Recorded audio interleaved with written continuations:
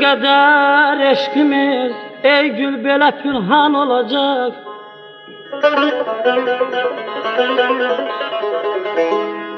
Ne kadar eşkimiz ey gül belə pünhan olacak.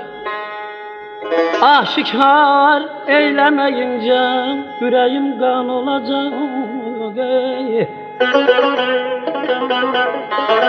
Ne kadar gül yüzünü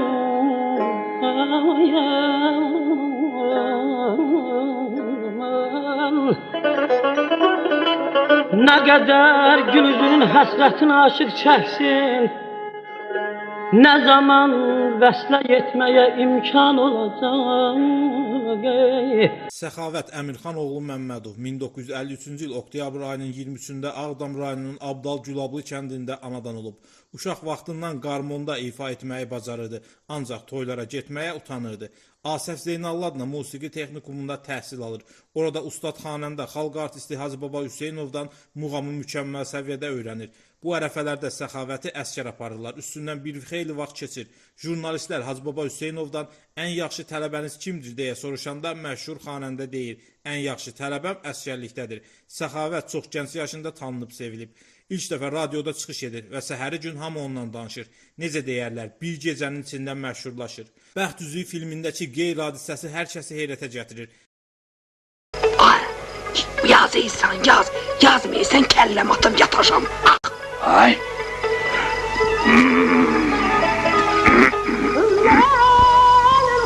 Yazacağım.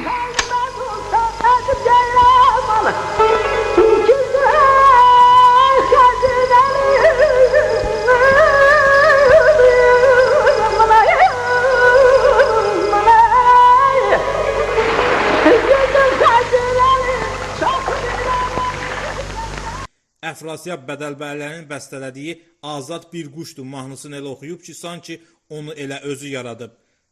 Mahnı həm də onun ölümünə yazılıb elə bil. Azad bir quşdur yuvamdan uçtum, bir bağa düştüm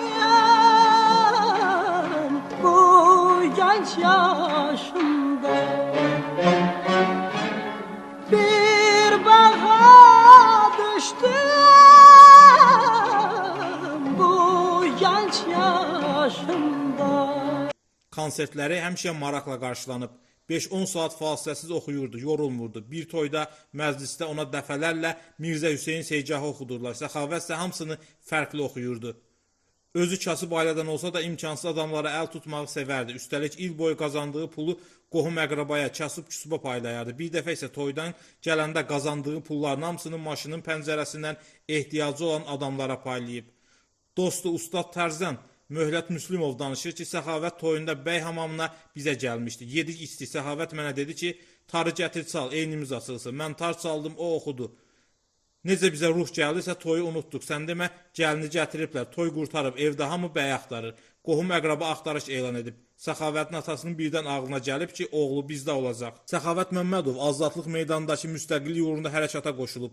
Orada olan insanlara xeyli yardım edib. Oğlu Bəxtiyarı da qucağına alıb, meydanda olanlara qazanlarla yemək aparıb. Bundan başqa o Qarabağ müharibəsi başlanan gündən cəbhə xəttində döyüşən əsgərlərlə mütəmadi silah-sursat yardımı göstərib. Qarabağ hadisələrinin ilk illərində Qarabağ instrumental ansamblını yaradıb. Bu sayədə ölkələr gəzib və Qarabağ həqiqətlərini dünyaya çatdırıb. Yuxuda görübmüş ki, Abdal Gülablıdakı evlərin həyətində çadır qurulub, qarşıda da qəbristanlıq görünür. Yuxudan durub və deyib, mən öləcəm. Bu yuxudan bir ay sonra vəfat edib, dostları ilə Əli Bayramdan qayıdırmış, yolda qəza baş verir. Və Səxavət Məmmədov o qəzada dünyasını dəyişir 37 yaşında. Deyilənlərə görə onu düşmən ermənilər də sənətkar kimi çox sevirlərmiş. Cəbhə bölgəsində yerləşən Abdal Gülablı kəndində dəfn zamanı erməni tərəfi güllə atmayıb. Ailə üzvlərini və kənd adamlarının Səxavətin qəbrini ziyarət etməsinə şərait yaradıblar. Qəbri üstünə qoyulmaq üçün Bakıda sifariş edilən məzar daşı kəndə gedən gərgin döyüşlər səbəbindən ünvanına çatdırıla bilmir. Daha sonra kənd işğal olunur. Səxavət Məmmədovun üzərində şəkli olan doğum